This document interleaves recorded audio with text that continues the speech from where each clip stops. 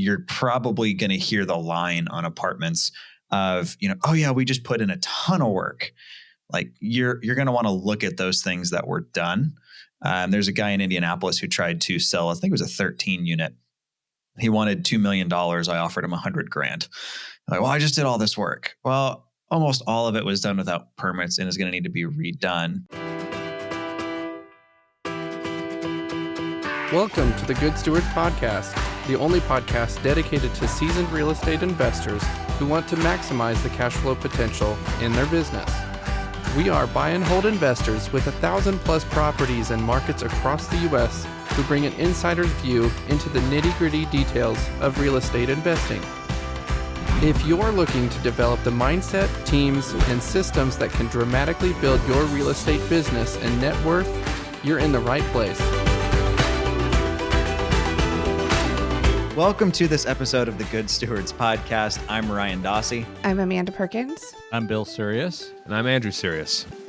Hello, everyone. Welcome to the Good Stewards Podcast. We are going to pick up for part 2 of our discussion on due diligence for apartments. But first, please visit us on our website at thegoodstewards.com, download our free ebook, and check us out on Facebook, Instagram, and all the rest of those social media websites. But we're going to jump into the financial part of due diligence because we did a deep dive on our previous episode about the maintenance, the condition, the TLC, all those things. But there's another side of it, and that's the financial one. This is actually probably even more dangerous for investors, is missing on things like tenants who aren't actually paying but appear to be paying. It's actually worse to have an apartment full of tenants who aren't paying anything and are causing all sorts of problems than to have an apartment full of no one.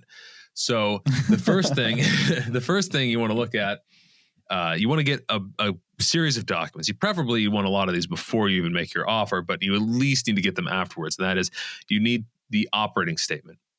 The operating statement is their real numbers. This is their how much they put into how much they're bringing in income, how much they're spending on all their operations, how much their taxes are, how much their insurance is, how much their maintenance, all those things like that, and what is their actual net income. And it's not as important what their debt service is. That's not really relevant to this.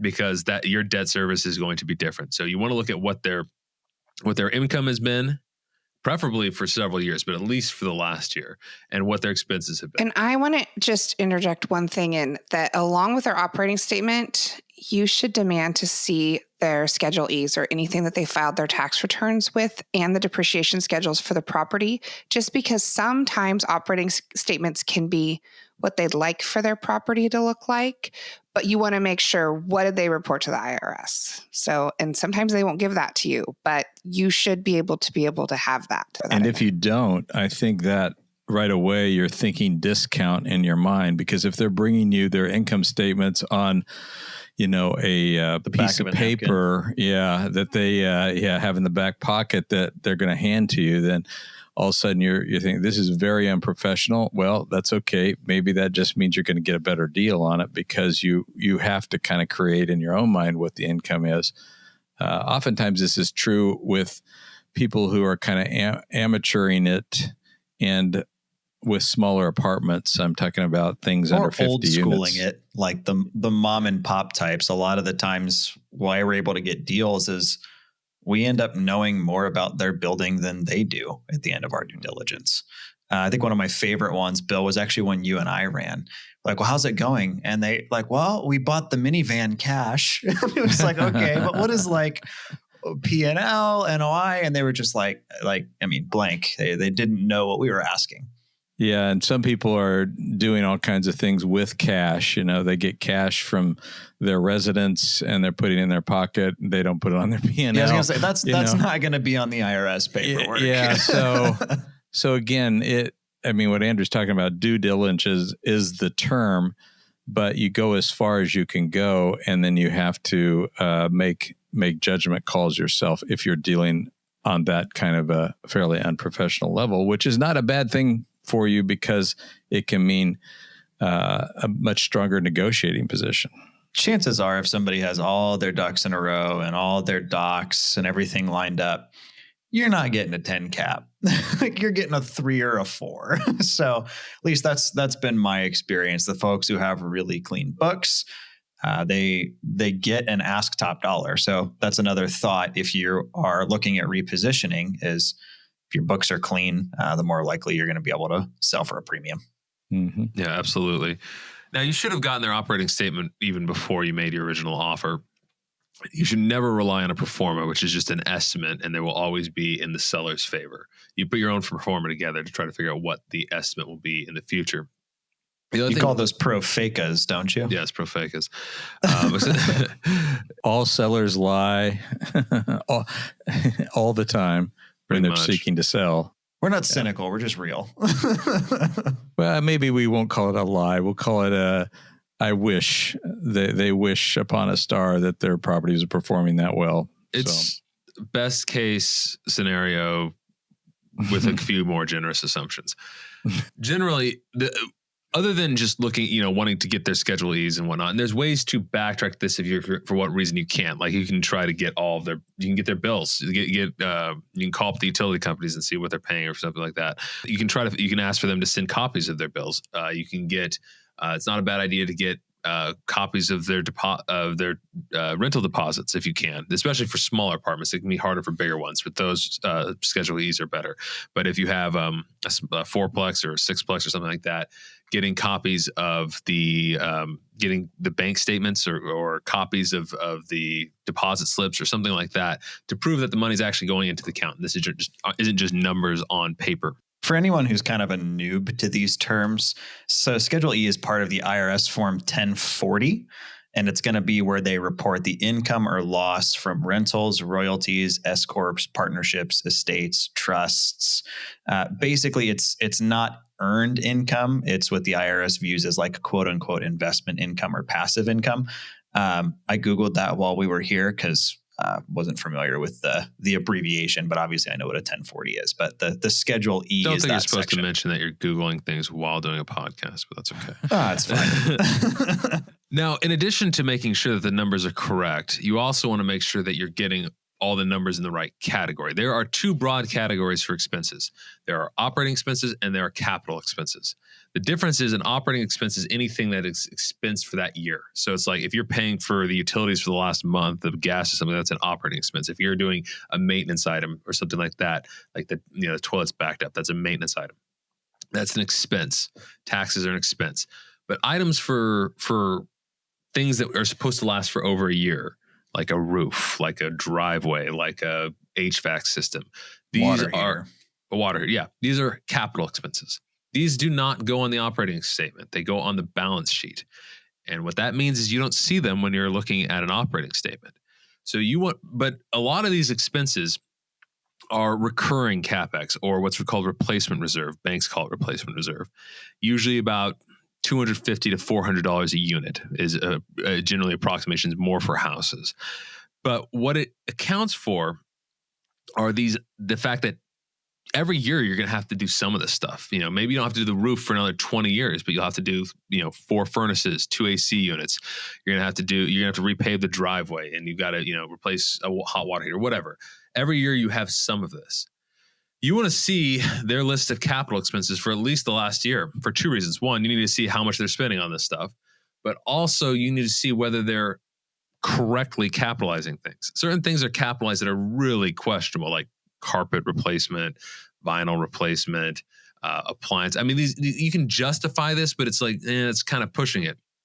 And I've seen a lot of people, a lot of investors capitalize pretty much everything. And then it looks like, their operating statement is incredible, but they're just piling up expenses that, just because they go on the balance sheet, that makes the operating statement look better, but you can still cash out of your pocket. But you can still, sorry to interrupt you, but you can still see that because you can pull their depreciation schedules that go along with their Schedule E's and then also look at their balance sheets from year to year if they will provide them for you or if they've kept them. But there is a way for us to verify that information, but you need to know what you're looking for. You need to take an accountant's eye view at this sort of thing. You also want to make sure it was done right.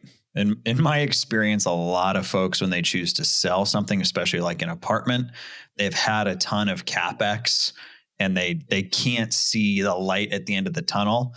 So they're like, okay, it's time to sell now. And they're trying to make something that, is literally bleeding to death look appealing and typically trying to get top dollar for it, in my experience. But if you're looking at that, and you're probably going to hear the line on apartments of, oh yeah, we just put in a ton of work. Like you're going to want to look at those things that were done. There's a guy in Indianapolis who tried to sell, I think it was a 13 unit. He wanted $2 million. I offered him $100,000. Like, well, I just did all this work. Well, almost all of it was done without permits and is going to need to be redone. Sold the property on the MLS for about $200,000. And then the guy who bought it actually reached out to us for a cash offer and was like, hey, this thing's a mess. I'm looking to get $400,000. And it was like, yeah, no, I told the original owner I didn't want it. So make sure, especially if they claim there's a lot of CapEx, that things like permits were pulled and stuff was done right. But that's, in my experience, just kind of a red flag. Yeah, another big thing to look at is utilities. That can kill a deal right there, because if the utilities are generally used, like it's on a boiler, or there's, the big question is how much utilities do the residents pay and how much utilities does the owner pay? And this can make or break a deal real simple. I would also make sure you have that verification in your purchase and sale agreement as a reason to terminate or retrade. I think I've only been sued once, and that's what it was over. I was going to buy a duplex as a rental property, and the seller gave us particular financials as part of my due diligence. I called the utility company and said, what do utilities run? I think the building was pulling in $900 or $1,000 a month, and utilities were $600 a month in winter. And he was paying all of them, not quite the, about $100 that he threw out. So when we went to terminate, he had his attorney basically try to sue us for EMD. It went away. Nothing ever came of it. But make sure when you're making offers, especially on apartments or things where you're doing due diligence in the financials, our purchase and sale agreements are super in our favor and literally say during the inspection window, we can terminate for any reason and we are entitled to our EMD. EMD is earnest money deposit, just in case anyone is curious. Andrew had to Google that. I just know no typing down here. Andrew, it might be of value to describe how we do an earnest money with an apartment and how we stretch it out, give ourselves extra time. Yeah, in our purchase and sale agreement, we basically state that for a large apartment, for a duplex, it would probably be a little bit less, but for a large apartment, large apartments are usually done over 60 days, where a house is 30. And so we usually give ourselves 30 days of an inspection period. Then the EMD goes hard. And at that point, it's no longer refundable. And then we allow in our purchase and sale contract the right to buy another 30 days for if the loan or something like that is slowed down or whatever. We don't, we give a kind of to get the loan docs in place or whatever, et cetera. Always put that et cetera in there. Don't put the whatever in there. That's not legal language. And then that allows us to put another earnest money deposit down, same as the original, and stretch the contract out another 30 days. So it's a 90-day situation, 30, 30, 30, 30 until it goes hard, your earnest money deposit, another 30 to get the financing together, and another 30 just in case, which that you can buy, quote unquote. Yeah, that you can still buy it, assuming you definitely want it. You certainly don't want to be torpedoed by a bank, having a hard time pulling all the financial the closing together at the last minute, and then you get X'd out of your earnest money because of what a bank did. Actually, it's happened to us before. So 30, 30, 30, not a bad way to think about it. It's important to have the ability to buy that extra time, because in my experience with some of these apartment folks, they can be a little bit less flexible than some of the homeowners of, hey, we need another 30 days. Oh, no problem. Some of them are like, nope, your money's mine. So having it in writing that you can do that, and it not being a question of, can I have 30 days? Hey, I'm putting down another 5,000, closings being extended, is super smart if you don't like giving away money. Returning to the operating statement, the next thing you want to look at is whether or not this is a cash accounting or accrual accounting statement. Pretty much, I'd say virtually all small investors use cash accounting, which just means whichever month the money goes out is recorded. Whichever month the money comes in, it's recorded that month. Accrual accounting is based on when the money is basically earned. So let's say you make $1,000 from you sell somebody something for $1,000, then you have an accounts receivable for $1,000. And then once they've paid it, then that account receivable turns into cash. So it's like, your money, it's when your money is earned and when your money is spent, not when it leaves the account. That's accrual.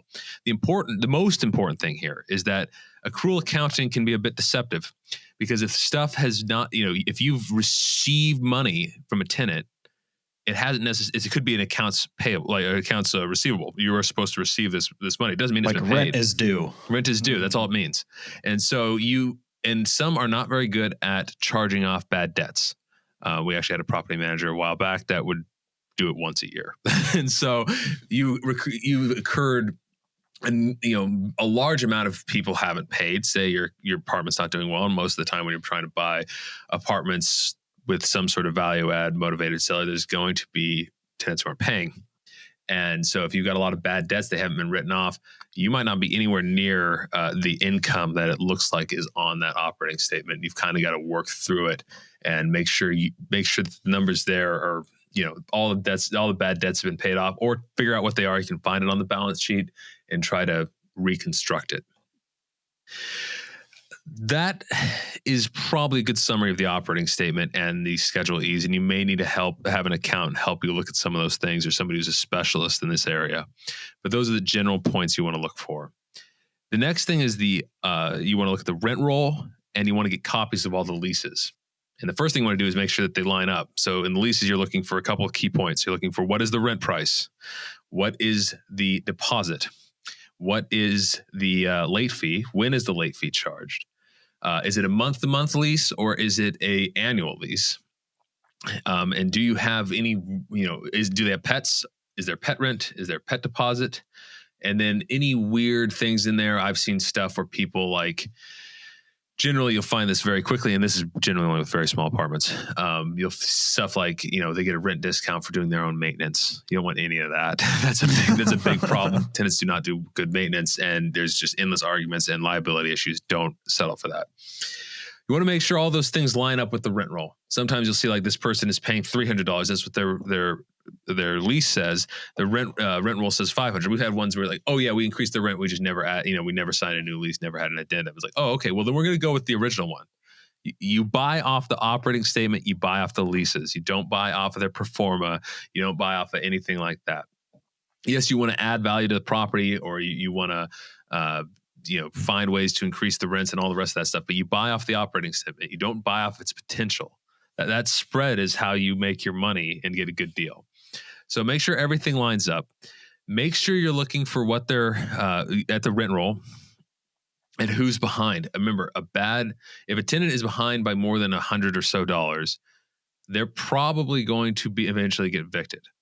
If they're behind by a full month, the odds of them staying are very low. If they're behind by more than 1 month, it's basically zero. So you want to look at the rent roll and also their aged receivables. Aged receivables is how long people who, are they 0 to 30 days behind? Are they 31 to 60 days behind? Are they 61 to 90 days behind? They might not have those reports. They definitely should have a rent roll. If they don't have a rent roll, they basically have no documentation, and you need a major, major discount for that. Well, and one thing to pay attention to, because this has happened to us before, kind of take a look at everybody's move-in dates. We had a particular deal where I want to say maybe out of 40 units, 2/3 of them had moved in within 2 months of each other. And then, so we made the offer. And then as we were getting down the line, we asked for updated rent roll, and essentially none of those 2/3 of people were paying any rents. And when we dug a little bit deeper, they'd offered basically a $200 move-in special or something to that effect, just to get people in the door. Not even, I don't remember for certain. Warm bodies. Yeah. I don't know for certain if they even collected security deposits, but essentially they moved in completely unqualified people just to kind of make the building look full. And that was, if we would have pulled the trigger at that point, that was going to be our problem, to evict, 30 people all at the same time. If you can talk to the property manager, that's a key person. As a matter of fact, that was the key conversation I remember you and I, Amanda, had with the property manager, who, as we quizzed him about his policies, he said, well, as long as somebody hasn't had a eviction in the last year, I'm good with that. And that wasn't our criteria. Yeah, you want to ask the manager what's the rental criteria, what's their biggest problem, what are the biggest maintenance issues. You definitely need to talk to the property manager. That should be essential and not negotiable. A good indicator as well is if one of the tenants is also the property manager and he answers the door in a bathrobe. It's probably not what you want. Bill and I ran into that. Another thing I'd mention on the leases when you're going through them, make sure they're signed. For whatever reason, oh yeah, here's the lease. Like, well, this isn't really filled out. Like this isn't real. The other thing I would throw in there with the security deposits is make sure you note those. Make sure your purchase and sale agreement says security deposits are going to be transferred, and ideally rent is getting prorated. I'd say that's mandatory that rent gets prorated. Unless they're taking a discount somewhere else, you should want prorated rents. Correct. Yeah. I mean, everything's negotiable, but we always have them prorate and pass along. In my experience, a lot of landlords take security deposits and spend them. So a lot of the times they don't have it. So you want to make sure that is pulled out of proceeds and transferred to you, because otherwise, if those people decide to leave, especially if you're buying a building, you probably don't have before pictures. So it's pretty hard to ding security deposits when we don't know what it looked like before they got in there. So you're going to probably have to send over some security deposits. You want to make sure that's coming out of the previous owner's pocket, not out of yours. Yeah, and always remember that a lease supersedes a sale. So whatever on the lease controls the sale. We bought a property, it wasn't a multifamily, but where the owner had his sister living there. And I think they had a 2 or 3 year lease kind of thing that he put into place. And that made a difference when we found that out, obviously, that was going to control the sale. We had to abide by that lease. Another thing that you'll find in leases is that pay periods are often not, we have people pay on the 1st, it's late on the 5th. That all lines up for us to easily then pull the eviction lever when we have to at the same time with all our properties. But oftentimes we'll find leases that start on the 15th that are not late for 10, 15, 20 days later. The late fees are different. All that is kind of just a mirage of things you need to be aware of. Bill and I bought a 12 unit that was like that, and it made us setting up our systems for posting notices and scheduling evictions kind of a pain, because instead of doing it once a month, it's twice a month. And the guy's lease also had things like they had a 10-day grace period and, things that made it like, okay, these people basically can live there for free for a month before we can even really start the eviction process. So always check into that. And then I'm also a big fan, if you can, if somebody's on a month to month, or a lease has expired and gone month to month and you want to keep them, even if you're going to keep them at a month to month, try to get them on your own leases. Our leases have things like bed bug provisions, which if you're in the Midwest, you've experienced the pleasure of. If you're in a market that doesn't have them, congrats. Things like, pest problems and who pays for treatments. And our lease really covers a lot of ground to protect us as the owner from damage that a potential occupant could do. In my experience, most of the properties we purchase that have residents in them, their leases don't really have some of those necessary provisions. So just keep that in mind. Last thing I'll mention on this is if you are buying commercial properties, you should get an Estoppel Letter, which is just basically you send it to the tenant and they tell you what's in their lease to make sure that it actually is the same thing. You can do those with apartments too. We don't. Some do. I know Ryan knows some people who do that. That's, I think, a little arduous, but we have commercial tenants where they're big parts of we're talking about office buildings or something like that, where they make up a very large percentage. $8,000 a month in rent. Yes. Then you want to make sure that they're saying the exact same thing as the lease says. And an estoppel, Andrew, if I'm correct, that's basically a legal document that they'd basically be perjuring themselves if they falsified. Is that correct? I believe so. Yeah. I mean, it's certainly fraud to lie about what's in your lease. And so, but I believe that is correct. Yes. Let's move over to third-party inspections. You definitely want to so we don't have an inspector go through it with us on a 30-unit apartment and do every single unit. That'd be very expensive. What we generally have them look at our when we do a first walkthrough, we look at everything that we have any questions about, and then we bring an inspector along. And we also usually have them look through at least one unit entirely. maybe especially if you're early in your investing career, you probably want to look at least one unit each building if they have separate buildings. But you want to look at at least one full unit, possibly a couple more. And you also want to look at any items, any major items, and any items that you have questions about. If the electrical panels look odd, you definitely want to have them look at the electrical panels. I don't boiler systems. Boiler systems are always going to be a little bit questionable, so you definitely want them to look at that. But you want to look at the electrical panels. You probably can't, off the top of your head, point out what a Federal Pacific panel looks like. Maybe you can do it with a Pushmatic or whatnot. But you want to know these things. Federal Pacific panels have basically been recalled. They're utterly useless. Pushmatics are better, but they're not very good. You want to have them look at all those things. You definitely want to get a roof inspection because, especially in apartments, those are going to be extremely expensive. You probably want to get a pest and dry rot inspection to look at whether or not there's carpenter ants or termites, whether there's major dry rot issues and things like that. And you want to look at these inspections carefully. I would also throw sewer or septic on there as well. You should get the sewer line scope. You should do that with houses. Anything over the age of 1980, you should probably get anything older than that. Definitely get the sewer scoped and make sure that the sewer line hasn't collapsed or there's no, root intrusion or there whatever. Might be root intrusions. That doesn't necessarily mean you need to replace them. So you probably want to be there when the plumber is looking at them. If there's just some roots here and there, they might be like, oh yeah, you should probably just replace it to be safe. No, you can probably scope that out, but you need to know like, hey, this might be something you need to do fairly regularly. But those are great for retrading. Yes, hey, yes, absolutely. your sewer system is full of roots, even if we're not worried about it. Inspections are actually the best thing for retrading. If you can point, hey, look at this inspection report, says there are carpenter ants in building 3, or there's you've got bed bugs, you've got Federal Pacific electrical dry panels, dry rot issues, all sorts of things. This is the best thing to point to, other than your rent roll doesn't actually match up with the leases, is the inspection reports. They're very good for retrading. But you definitely want to, especially new investors, you definitely want to have a third-party inspector at least look at all the key systems, as well as at least one, but probably a couple units, to make sure you get a second set of eyes on it who are familiar, who are professionals that do this all the time. I would also say special attention on flat roofs. Oh yeah, absolutely. Flat roofs are particularly questionable and also particularly expensive. They go out quicker. They have more problems. They shouldn't exist. But and you want to make sure, particularly in Oregon, just flex seal it. It's fine. Yeah, absolutely.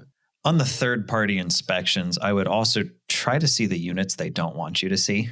Because if you say, hey, show me one per building, I mean, I know what I would do. They're going to see my best one in each of those buildings, right? Well, you need to walk every single unit. Yeah, before you pull the trigger, I would say you walk every unit. Yeah. Absolutely. But I would particularly push the third-party inspector into the units that they initially didn't want to show.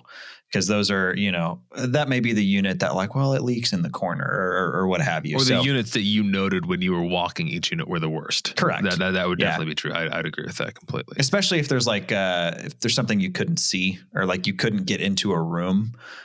We get a lot of that of the kid's sleeping and it's no, the roof caved in that room. Come on. So just I would hope trust that even verify. a newbie doesn't need a roof inspector to tell them that the roof caved in. But once you have all this stuff gathered, you have from the previous episode, your walkthrough, all of your notes on the repairs. Do they align with your expectations up front? Once you have all of your financial analysis, your lease analysis, your rent roll analysis, have you looked at their tax returns or their bank deposits, whatever you can. After you've looked at your third-party inspections, your inspector, your roof inspector, other specialists, phase 1. Once you've gotten all those third-party inspections and as much analysis as you can, at least on the financial side, at this point, you want to get that all done in the first 30 days, assuming you have a contract that's 30 days until your earnest money goes hard. And then you need to make a decision. And there's 2 ways to do this wrong. The first one is to just go in and assume I plan on retrading right from the beginning, no matter what. I'm going to find anything I can to just keep negotiating this. You will sooner or later get the reputation of kind of a scumbag. Being a retrader. Yeah, a retrader. This guy's a retrader. And if you're going to be in the big commercial space, you're going to get that reputation. It doesn't mean you don't retrade. It just means don't go in planning to. The second one is to have that inertia, that going through the process of due diligence with a confirmation bias. I'm trying to prove that this property is what I thought. Don't try to sell yourself on it. You don't want to have this sunny optimism or whatever. You want to go in as neutral and as detached and objective as possible. Like we've even had worked around like this sort of devil's advocate where we make a case. What is our case for not buying this property? Or what is the case? And then that's if it just doesn't make any sense, if it's way out there, maybe it's just worth backing out. Well, and one thing is, once you've been working on something for so long, you feel a certain sense of emotional investment in it. And so you end up trying to talk yourself into it when all of those red flags are saying, don't do it. But it's like, oh, but like I've invested in the inspectors and I've got the phase 1 and I've done this. Those were all reasons for you to not pull the trigger if you found things that, you didn't like. Those are not things for you to say, I already spent this money, so I'm going to keep going forward. That takes it takes a strong person to walk away from a situation that they need to walk away from. So it is good, like Andrew was saying, to like play devil's advocate, talk to other people about it. And if you're hearing, you're laying all this stuff out and and somebody was saying, don't do it. And you're like, oh, but it was $10,000. Well, that $10,000 could turn into hundreds of thousands of dollars of loss. And you were shown all the signs for the reason to not move forward, and you moved forward. So you're looking for reasons to not pull the trigger, or else for reasons to get a good discount. We all want to be investors, but part of being an investor is buying deals that you can make money on, not just buying deals. Your best deals are often the ones you don't buy. That's exactly right. And Andrew, you have a really good mindset in going into a negotiation about setting up the seller in terms of, this is what I'm expecting to see. And if I see this, there'll be no retrading. But if I don't see that, then there will be retrading. I don't know if you want to comment on that, but I really like. Well, I include in my LOI what my assumptions are. What's an LOI? Letter of intent, which is what you send to. You do that before contract with larger purchases, because larger purchases have more complicated contracts. So this is basically, these are the terms we're offering. Do you accept them? Would you accept them in principle?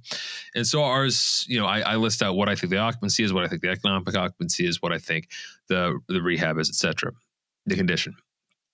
We had a 72 unit apartment that we were assuming would be around, I don't know, I think it was around $200,000 if I remember correctly. And it ended up being our new update was more like $450,000. Plus we thought the occupancy was 90%. They said it got leased up to 90%. It was at 77%, I think. But it was leased up to 90%, but they didn't include the people moving out. So it was actually back to 77% when we started due diligence. So when we looked at, hey, this is almost 15% lower occupancy. It's got much more rehab. Actually has one less unit because it says 72 unit apartment complex, but no, two less, because one of their units was used for storage and one was used for the leasing office. Another thing to check on, make sure that the units used, if they're using a unit for the leasing office, that's not a rentable unit. That doesn't count. And when we added all that up, it just didn't make sense. And so we backed out of that one. Another one had a bit more maintenance than we expected. It was older stuff. A lot of these Mon Pa types, it was a 13 unit apartment. A lot of mismatched carpets, went to this paint store and see the mistinted paint. So everything was different. And so we had that bit of an issue. We ended up deciding on that one. We would like a bit of a discount. So we asked for a retrade.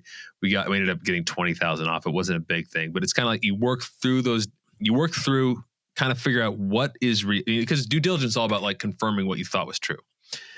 Did you confirm what you thought was true? If it's better, that's great. Just go with it. If it's worse, then you need to say, okay, is it just a little bit worse and still makes sense? Is it substantially enough that we should actually ask for a discount and go back into negotiation? Or is it just so bad this is a lost cause and we need to move on? That's the decision you need to make. Well stated. I think we have pretty much hit we're close to the 35-minute mark. I think that's probably enough for this episode. Thank you again for joining us. We very much appreciate it. Again, go to our website, thegoodstewards.com. Also, look up us on social media and download our free ebook. Thank you and have a great day.